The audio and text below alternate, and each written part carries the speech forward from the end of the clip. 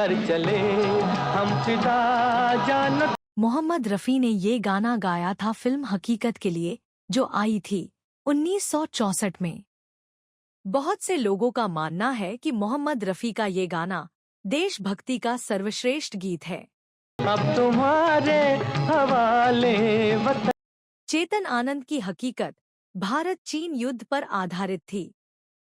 ये लड़ाई 1962 के अक्टूबर नवंबर में लड़ी गई थी।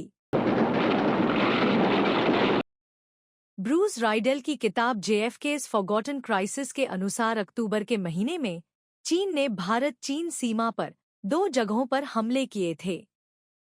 दोनों हमलों के बीच की दूरी 1000 किलोमीटर थी।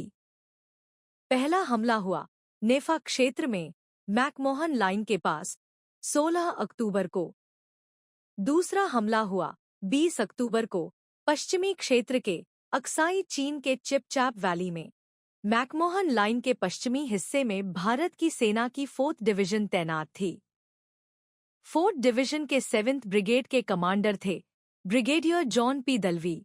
उन्हें आदेश हुआ थांगला घाटी की तरफ बढ़ने का। इसके साथ ही जंग शुरू हो हुई। किताब बताती है कि उस समय हमारे सैनिकों की संख्या चीनी सैनिकों की संख्या से काफी कम थी। चीन के सैनिक सर्दी के कपड़ों से लैस थे और उनकी सप्लाई मजबूत थी। चीनी सेना की सप्लाई फ्रंट लाइंस के ठीक पीछे बने डिपो से होती थी। हमारी सप्लाई कमजोर थी। हमारी सप्लाई एयर ड्राफ्ट्स पर निर्भर थी। हमारे सैनिक गर्मी के दिनों वाली वर्दी में लड़ाई लड़ रहे थे। चीनी ज्यादा थे। एक भारतीय सैनिक 3 चीनी सैनिकों से लड़ रहा था। हमारे जवान बहादुरी से लड़े। हकीकत में धर्मेंद्र ने खूब शौर्य दिखाया। हमारे जवानों ने खून बहाया, लेकिन हम हार गए। जिंदा रहने के मौसम बहुत। मोहम्मद रफ़ी का ये गाना हमारे उसी जख्म पर मरहम लगाता है जो हमने खाई थी 1962 में चीन के हाथों। चीन से मिली हार के बाद भारत के लोगों के मन में जो उदासी, जो हताशा छाई थी, मोहम्मद रफ़ी का ये गाना उसे दूर करता है। अब तुम्हारे हवाले। हकीकत में संगीतकार मदन मोहन ने एक और जबरदस्त गाना दिया। होके मजबूर मुझे उसने भुला। ये गाने हैं मोहम्मद रफ़ी के, जो उन्होंने देश के लिए गाया। देश प्रेम के उस भाव के लिए गाया जो उनके सीने में धधक रहा था। वेरा नज़ारियन अपनी किताब the perpetual calendar of inspirations में क्वोट करती हैं, देशभक्ति ऐसी चीज है जिसे शब्दों में बता पाना मुश्किल है। न ये तो केवल भाव है, ना ही कोई विचार दृष्टि, ना ही कोई थोपी गई चीज, बस ये तो एक स्टेट ऑफ माइंड है, एक मनोदशा।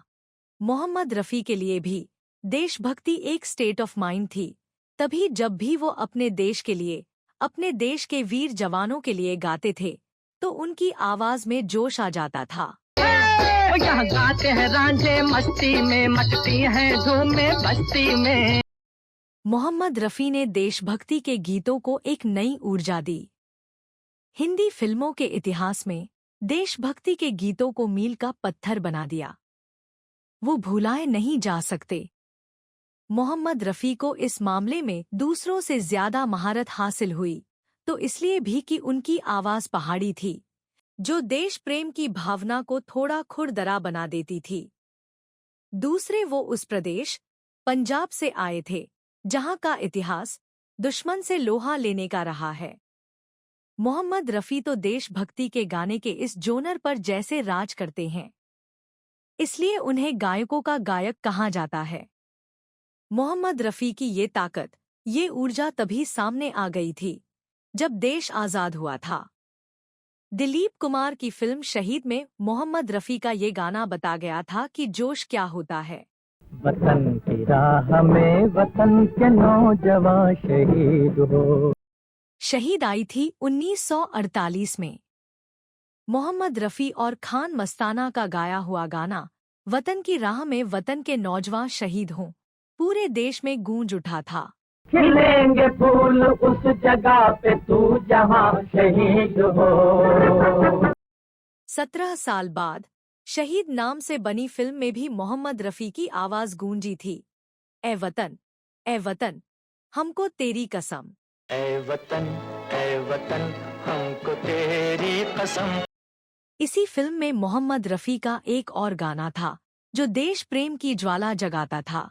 सरफरोशी की तमन्ना अब हम। राज कपूर ने एक बार कहा था, मैं अगर देशभक्ति को समर्पित शहीद जैसी फिल्म बनाऊं तो उसमें सिर्फ रफ़ी और रफ़ी ही होंगे। संगीतकार ओपी नैयर तो विद्रोही कंपोजर थे। उन्होंने मोहम्मद रफ़ी से एक नए अंदाज में देशभक्ति का गीत गवाया। ये देश है वीर जवानों का, अलबेलों का, मस्तानों का, इस देश का यारो।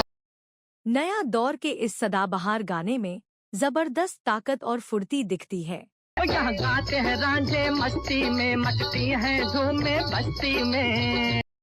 मोहम्मद रफ़ी और बलबीर ने इसे पूरे वजन से गाया। नया दौर के लिए संगीतकार ओपी नैयर को फिल्म फेयर अवार्ड मिला। हालांकि ये फिल्म दूर दूर तक देशभक्ति या आज़ादी की लड़ाई से जुड़ी नहीं थी।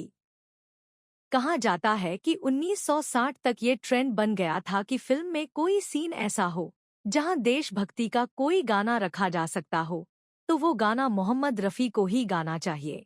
वतन पे जो फिदा होगा, वतन पे जो फिदा होगा, ये गाना हालांकि फिल्म के बैकग्राउंड में बजता है लेकिन देशभक्ति के भाव में डूबा है।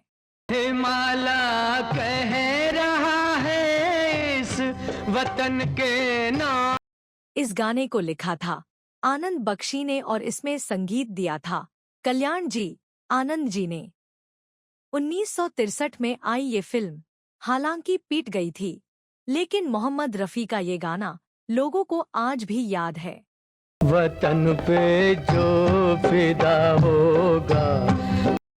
बहुत साल बाद 1968 में निर्देशक रामानंद सागर की फिल्म आँखें में भी मोहम्मद रफ़ी ने एक जबरदस्त गाना गाया। उस मुल्क की सरहद को कोई छू नहीं सकता जिस मुल्क की सरहद की निगहबान है आँखें। शबनम कभी शोला कभी तूफान है आँखें। इस गाने को लिखा था साहिर लुधियानवी ने और इसमें संगीत दिया था मदन मोहन ने।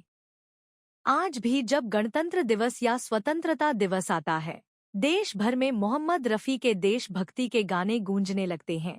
बांध लो अपने सर से। तो आज के एपिसोड में इतना ही। अगर अब तक आपने इस चैनल को सब्सक्राइब नहीं किया है तो अब जरूर कर लें। अब हमें आज्ञा दीजिए। नमस्कार।